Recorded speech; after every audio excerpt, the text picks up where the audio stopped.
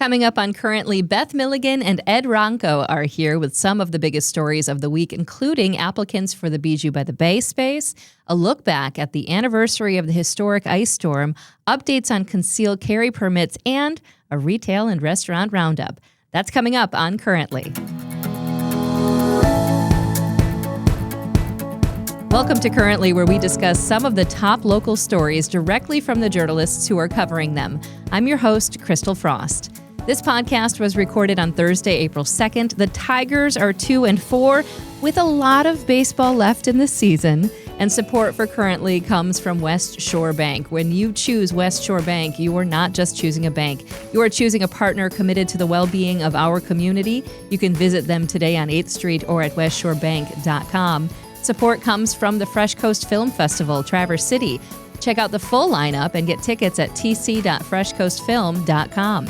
And support comes from Old Town Playhouse. Old Town Playhouse, where community comes together in downtown Traverse City. Welcome, friends. Beth Milligan, head writer for the Traverse City Ticker. Ed Ronco, news director for IPR News. How you doing? Great. So great. It is rainy and dark and gross outside, but I am still great. You are still great. I have to you had some really choice things to say about spring here in northern Michigan when we were just hanging out before the show. Spring here is the meteorological equivalent of being like 11 years old. Like everything stinks and you don't know what to do and you're not sure who you are and it's all gross and you just have to get through it, and someday you'll be a beautiful, beautiful human again. Yeah. Hang in there. It's all going to be okay. I feel like for 11-year-olds, so spring must be, what, like 5 years? 5 years. Eternity. That's exactly. How are you, Beth? I'm doing good. I'm Good. Baseball's back. You know, Baseball's I'd like back. to see the Tigers pick it up a little bit, but I'm glad to have baseball back on TV. Home opener is happening as this tomorrow. podcast Yes, Friday. is launched. Yeah. So I gotta head to my usual spot and you got to watch do the that. game. Got to watch some baseball always. Yes. I would like them to pick it up as well. And speaking of picking it up, we've got some really big stories to talk about today. And Ed, I wanted to start things out with you with a question. Are we getting rid of concealed carry permits? Like, what's going on? Probably not right away. Okay. There is a bill in the legislature introduced by House Republicans that would eliminate the need to carry a separate concealed weapons permit for what they call eligible gun owners. So there will be some criteria attached to that. What it is, I'm not sure yet. But 1 in 6 people here in northern lower Michigan has a concealed pistol license or a CPL. It's the highest density anywhere in the state. 1 in 6. 1 in 6. And what they're talking about doing in the legislature is something that's known as constitutional carry, which is this idea that the Second Amendment allows you to carry wherever, whenever. Right. 4 states allowed this in 2015. Now it's 29. So there's a larger trend here nationwide. Things like no gun zones or gun-free zones around schools and churches, that would still be in effect. Okay. But basically, it's a big change that even the lawmakers who support it are kind of like, probably isn't going to get through this session. It's been introduced. But, you know, once the election happens and depending on the composition of the legislature after the election, who knows? Yeah. So right now, anybody who has a gun can open carry. Is that true? I think so. I'm not quite up to speed as I should be on those particular laws. But right now, if you want a concealed weapon, you have to get a permit and you have to take training. Take a lot of training. I did it, by the way. So I did it several years ago. I would say about 12 years ago now. And I did the training so I could see the process. And what I found out from all that training and getting that CPL is that I should not have a pistol. Are you carrying right now? I am not. I can't. Because I think what you do is you learn about yourself and whether or not you have the responsibility factor to be a concealed carry. So in that way, the training does its job, right? I think it really does. Yeah. Yeah. You guys, I'm not one of those people that you should be carrying around a pistol. And I learned that. It was interesting in the story, the voices that reporter Maxwell Howard had in his story, which he's the one who did this story. Tom Romanowski was one of the lead voices in the story, and he is an instructor for these CPL training courses. He's been doing it for like 32 years. Yeah. And he is in favor of doing away with these permits, even though it would kind of eliminate that line of business. Yeah. He's basically like, yeah, fine, great. He thinks it would really make things safer, make it easier for people to protect themselves. Of course, there are a lot of strong opinions on all sides of a story like this. And there are, folks, including the executive director of End Gun Violence Michigan, who they call this the Guns Everywhere bill and very opposed to it. and are concerned that more guns in more public places would just mean more difficulty and less safety. Yeah, right. Yeah, and there's always kind of this overarching question, though, that, law-abiding citizens that follow all the rules, are doing what it takes, but there are a lot of people who get guns illegally, and it's kind of hard to tell. And I think guns have different connotations across different parts of the state. And you've got a legislature that's making one law for one state, but, the gun conversation in a rural area sounds a lot different than the gun conversation in a city, sounds a lot different than in a suburb. Absolutely. And there are many other moving parts to that conversation too. So it's really interesting to see these conversations take place when you've got kind of a one-size-fits-all approach, but not really one-size conversations. So for now, it doesn't appear that this, bill to allow permitless concealed carry is going to happen, but it's likely going to be taken up in the future. Yes. Okay. Just a reminder to anybody, you can still take those classes and learn how to be a safer gun owner too. And I would tell you, I highly recommend them. I learned more about myself than I have in a lot of classes. So there you go. I like that. Another story that your team worked on is the Northern Michigan ice storm, kind of an anniversary edition, if you will. And we all remember that. It was historic. You don't want to be around in an ice storm. It was devastating to parts of northern Michigan, knocked down trees, knocked down utility poles. And that has started a conversation really about power lines. Yes. So one of the hallmarks of the ice storm, of course, was power lines everywhere. We all remember the images, not just of downed lines, but of what shocked me was the utility poles just snapped in half like twigs. It was stunning. And so a conversation has emerged about, well, how can we prevent or mitigate future damage, right? One of the ways would be burying power lines. That is very expensive to do. You look at a utility like the Great Lakes Energy Cooperative. It's a big co-op, big rural co-op. Recovery for them has cost about $150 million. Hundreds of millions across all the utilities, both the regulated utilities like consumers and the co-ops. And that is cost that they're passing along to ratepayers in the form of surcharges and other things. So there's a vested interest in all parties to do something to prevent this in the future. Yeah. So what does it look like to bury lines? Well, Consumers estimates that burying a power line costs about $400,000 per mile. Oh, wow. And they have about 100,000 miles of lines in their system. Now, they're huge. Wow. And they plan to bury 10 miles of lines in the coming year. So Vivian Law worked on the story. She's our climate solutions reporter. And this is one of the things we're hearing. Our climate reporter covers this because, as climate changes, what's called the freeze line, which is that weird gray zone between rain and snow where we get ice storms, is moving north. And northern Michigan is going to see more of these. So it's really interesting to see them wrestle with what to do. Yeah. It's cheaper to do it new. And Great Lakes Energy has instituted a new policy that says any new lines have to be buried. Well, that's good to know. It is a weird balance, though, because we've already seen a few ice storms this year, right? So this historic ice storm from last year that we're all remembering at this point is likely to become more common. And we used to measure storms as remember the phrase it's a every 100-year storm. Yeah. That doesn't really mean much anymore because we're seeing every 5 years sometimes. So it's a real problem, and there's going to be this push and pull constantly between burying or not burying your power lines, and what is the expense now versus what's the expense later if these all get snapped again and you have to go fix them. It's very true. And then also, how do you work on a buried power line, though? I'm wondering that. It is more complex. I know this from having covered some different storms also in the past, and also living on Old Mission, where we frequently have outages because not all of our lines out there are the best. That it's the trade-off is that, if you bury the line, it tends to be safer. And, from the above ground effects of storms like this, when it goes down, it's harder to get to it. You got to dig a hole. So it's less frequently that you have to do the work, but when you do, it can be more of a pain. It can take longer to restore. So there is a trade-off there. People also do the aesthetic element of burying lines and getting that out of your view shed. Yeah. So that's an element too. When they, for example, did the roundabout on 72, they took some of those lines and buried them. But it's challenging.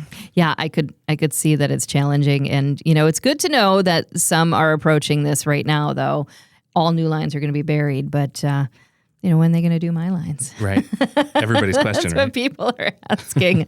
I love that. When we come back, Beth has stories to share about the Bijou by the Bay and the application process. Also, another retail and restaurant roundup. But right now, a word for one of our supporters, the Fresh Coast Film Festival, Traverse City edition. And if you are looking for something inspiring to do in Traverse City this spring, Old Mission Culture Company is presenting the Fresh Coast Film Festival in Traverse City. It's happening April 30th through May 3rd at venues throughout downtown and the Boardman Lake District.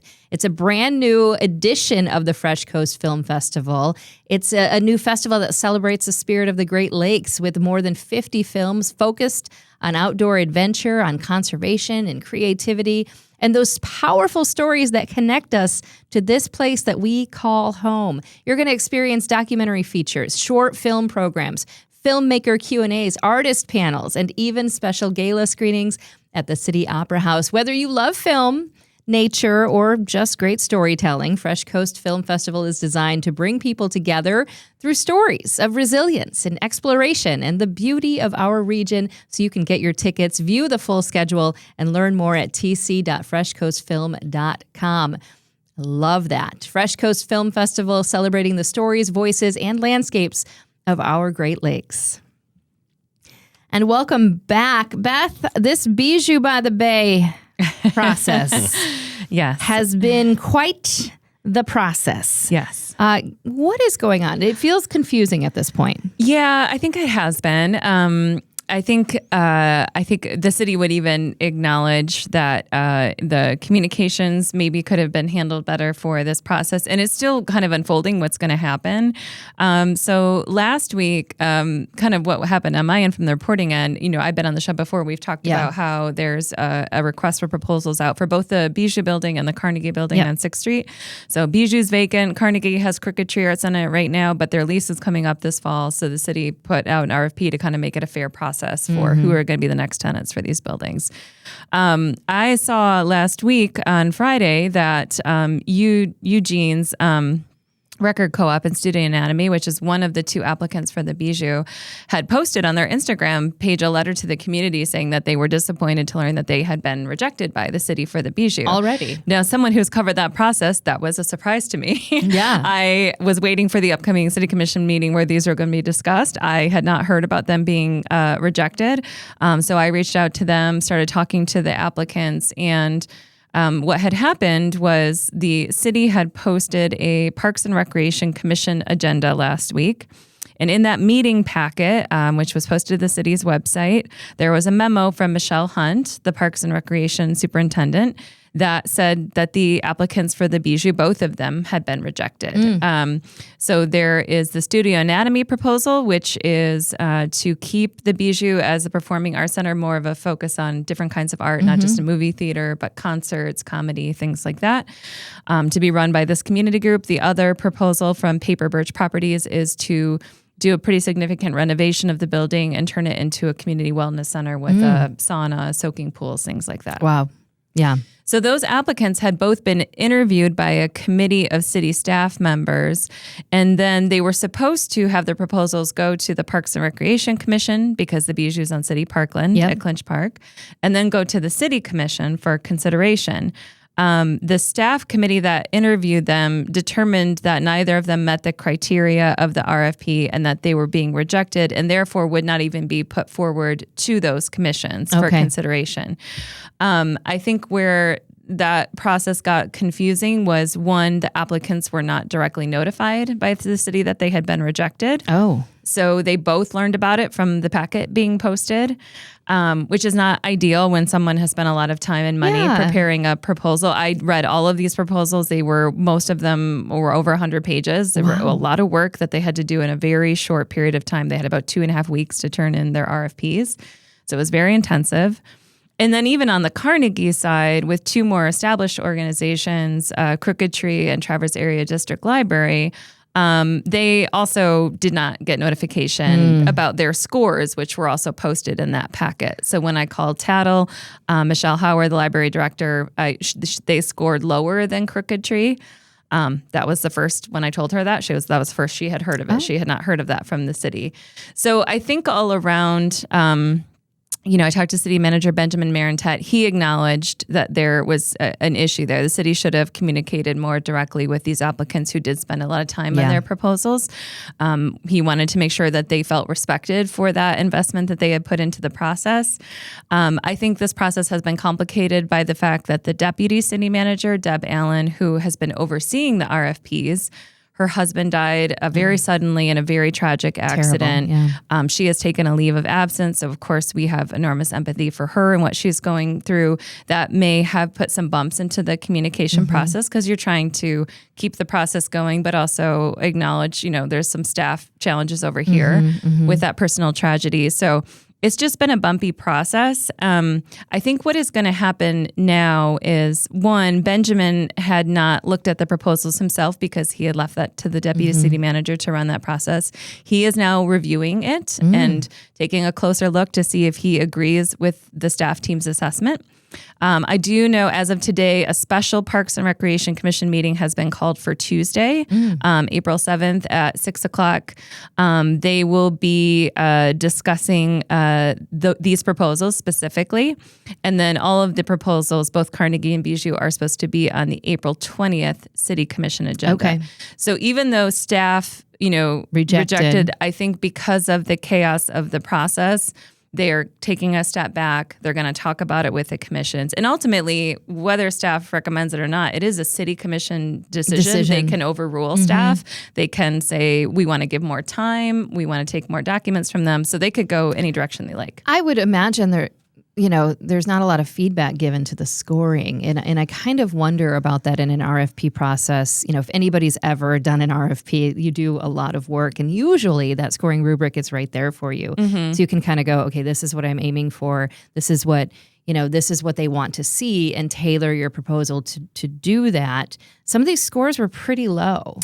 Yeah. So I wonder if there was any sort of communication given to, the applicants of the Bijou that said that this is what we're looking for. Yeah, and I think, that kind of goes to some of the communication issues in the process. Staff told Benjamin that they had told both applicants in their interviews that they didn't qualify and they wouldn't be moving forward. But the applicants did not have an understanding they were rejected. So whatever language is used was not clear enough for them. Right. But also there were emails back and forth between the applicants and the city after those interviews in which the applicants were asking about next steps. They were asking for copies of the scoring rubric. Staff were telling them about upcoming meetings, never mentioned them being rejected. So I think it was confusing. I did have to ask for copies of the scoring rubrics, but I did get them for the Bijou for the city. So that's where we were able to look at their scores. Yeah. When I shared those with the applicants, and I did do that myself, they didn't get them from the city. I wanted to get their feedback on them. They were pretty confused about the scoring system. Right. There were several categories where they got zeros, where they said, well, if we had had more time, we could have gotten that. We offered to pull that, or we didn't know they were looking for this. Right. So I do think it was pretty chaotic, and I think for that reason, again, my understanding is they're being brought back for at least some consideration at the commission level, and they'll make the decision. Well, special meeting on Tuesday. Yes, and I know you'll be covering that. Yes, yep. Exactly. Let's move on to this retail and restaurant roundup. My favorite. Yeah, we've got some really big restaurant news with. I love this chef, and I'm terrible at pronouncing his name. Chef Guillaume? Guillaume, yes. He's French, yes. Folks know him. He's, been a staple in our area for a long time. He, of course, the chef and owner of La Bacasse out in Leelanau County, but also was the owner of Bistro Fufu on Cass. I miss the Fufu so Lots much. of people do miss Fufu, which closed in 2019. So that's been several years that he's been just in Leelanau and out of Traverse City, but he's coming back to Traverse City. So actually went on Wednesday this week and walked around the former Nobo Market space over in the Common Grounds building on 8th Street. That closed in October, and it's been kind of in a holding pattern. A lot of people have been curious about what will go in there. Right. If you've been in when it was the coffee shop before or the market, it's this beautiful, very large space. It overlooks the Boorman River. It's gorgeous. It's got a deck that faces outside. And it has a lot of traffic. There's the building tenants and, of course, the Alluvion upstairs. But just haven't had the right, tenant mix yet in that space to make it work. It's gone through some different iterations. So Guillaume is taking over the space. He is going to be opening a new wine bar and tapas restaurant in there in May. Oh my gosh, I'm so excited. Called Colibre, which is Spanish and French for hummingbird. Oh. And that will be a nice It's little a foo-foo nod for people who remember, even on Cast Now, the big, beautiful hummingbird mural on the side of that building is still there. And he has pulled that hummingbird into the logo for the new space. He will, of course, has the nod to the name. And when I was interviewing him, he told me with his very delightful French accent, that which I will not attempt. But, he said the hummingbird is back in town. I love it. I'm so excited about this. He is excited. So just, what he's planning there is on the tapas small plate front, some of the bistro fufu favorites will be coming back, the frites, deviled eggs, things like that. But also he has such a diverse global cuisine background that he talked about rotating that menu to feature different regions of the world. So they might have a Caribbean week, they might have a North African week, they might have a Mediterranean week. And on the wine side, obviously he's French, so he's going to be a little partial to French wines, as he said.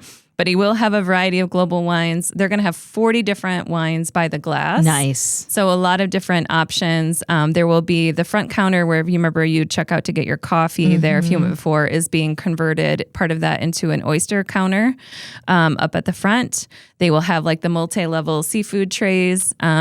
And he's also completely redoing the decor in there. So very much bringing in things that people might remember from Fufu, like velour curtains, the kind of antique mirrors. I love the velvet. Kind of that old world European Art Deco style. So it will look very different in there. Kind of partition. It's a large space, so I think trying to create these separate areas like a lounge, little dining, some communal bar tables.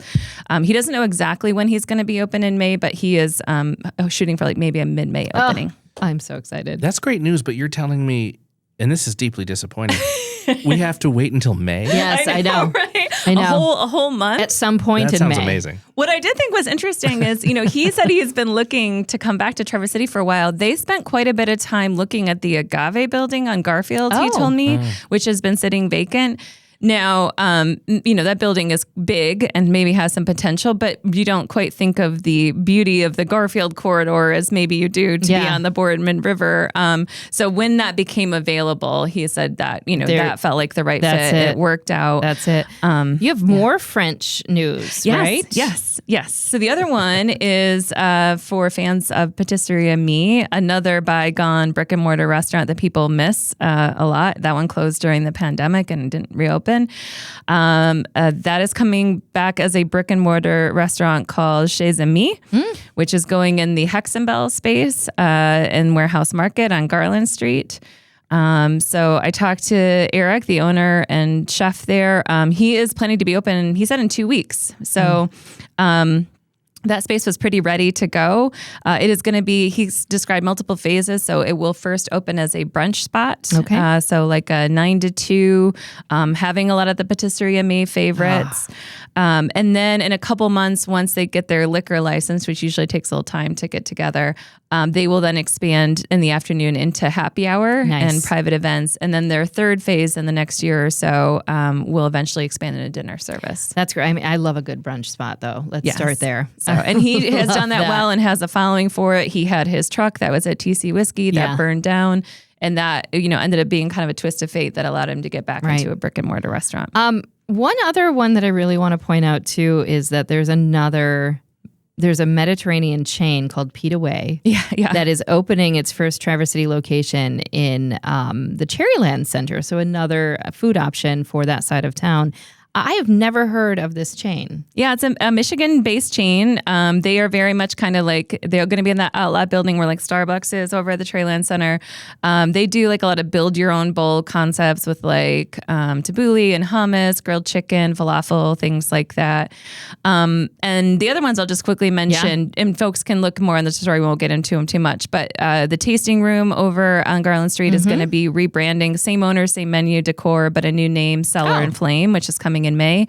And then I did want to mention Benjamin Twiggs, because people have known that for so long, is moving from East Front Street over to West Front Street by Mundos. That's crazy. They've been there forever. They're celebrating their 60th anniversary this year. So that's a big change coming up. And then we also, just for summer, we've got the Little Fleet food truck lineup, and the Dairy Lodge has opened its doors. So if you're feeling like it's cold and rainy, just don't know summer is coming. We've got info on that. Love it. So Little Fleet, Dairy Lodge, thank goodness. The K1 Speed Building is also for sale. It's for sale. K1 is still open right now, but it has been put on the market. I was going to say, because I still have a couple of rides. Yeah, got to get over there. I do. I really got into it. So I was like, all right, I love that. That's fantastic.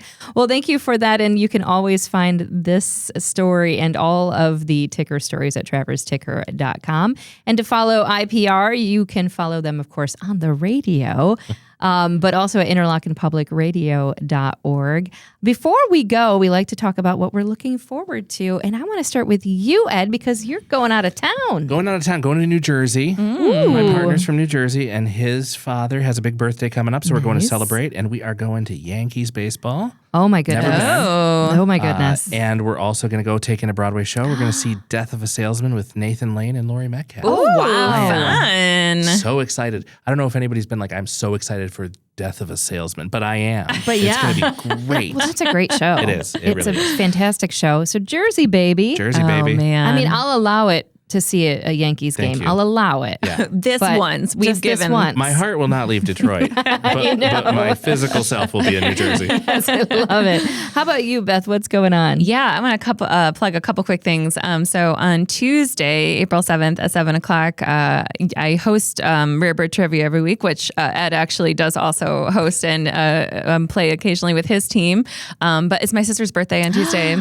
And so our team, Sister Bane, is hosting, and we have some very fun themed trivia for the evening. So I want to plug that. It's free to play. Sweet People that want she to come. wants to host trivia for her birthday. Well, she gets to drink quite a lot of my tab, so that helps. And then I also just wanted to quickly plug, you mentioned Fresh Coast, which I'm involved in. Actually, IPR is a great partner of Fresh Coast as well. They're doing some great programs with us. But we did today launch the outdoor experiences and tours. So those are free. So if you go to tc.freshcoastfilm, you can sign up for everything from bike rides to bird watching to tunnel tours at the Common, and they're all free. I'm going to go on those bird watching. They're very limited spaces for each, though, and they are starting to book up even today. So go check that out and sign up, especially if you're already a ticket holder for the festival. And then the last thing I'll plug is on Wednesday at 6 o'clock at Nocturnal Bloom. Our friends at the Boardman Review are having their issue party, and we always like to plug them on the show. You know what? We need to have them on the show for this new issue. We got to talk about the new one. Yeah, it's a great one. Definitely do. Well, I am boring. I'm having a family Easter on Saturday at my mom's house. So she's making a ham, and that sounds amazing. It doesn't sound boring at all. Chill out. Yeah. It's going to be great. And then going to my husband's parents, my in-laws, on Sunday. So just a lot of food. Yes. Also, I'm going to continue to binge watch the Beverly Hillbillies, as I have been doing. For Jim. For my wonderful stepdad in his honor. It's a great show. I can't say it enough. So, have you guys heard about the Beverly Hillbillies? So I just want to say, I know this is like the third time on the show that I've plugged the Beverly Hillbillies, but Irene Ryan doesn't get any better than Granny, okay? She's fantastic. I love it. Their royalty checks are going to go up, and they're going to be like, it was Christal. Yeah. Well, and it's on Pluto. Yeah. And there's a connection that Beth's partner and my husband, they created this documentary film, and the person who was the subject of Marquee Town, their documentary film, works for Pluto. He does a lot of that. So I'm like, I'm doing it for Bernie. Yeah, do it for Bernie. There you go. I love that. Well, thank you so much to Beth Milligan and Ed Ronco for another great episode of Currently. Be sure to subscribe to the show on all the platforms. You can do it all at christalfrost.com. Follow us on social media. Subscribe to Currently with Christal Frost. That's the name of the show. Wherever you get your podcasts, you can also watch the full show on YouTube and on Facebook. And Currently is a Compass local podcast. It's produced in Traverse City, Michigan by Pancake Boy Productions. Big thanks to Old Town Playhouse, who just announced their upcoming 2026 2027 season. Hello, 9 to 5, the musical. Yeah. All those shows and ticket info can be found at oldtownplayhouse.com. Additional gratitude to the Fresh Coast Film Festival, Traverse City. That's a new celebration of Great Lakes stories and culture filled with adventure. Thursday, April 30th through Sunday, May 3rd, presented by nonprofit host Old Mission Culture Company. And thanks to our lead supporter, the wonderful West Shore Bank. Start saving today at westshorebank.com. We're going to be back next week with a very special food fight with our friend Gary Gatsky. And I just have one word for you, baby. Milkshakes. We'll see you then.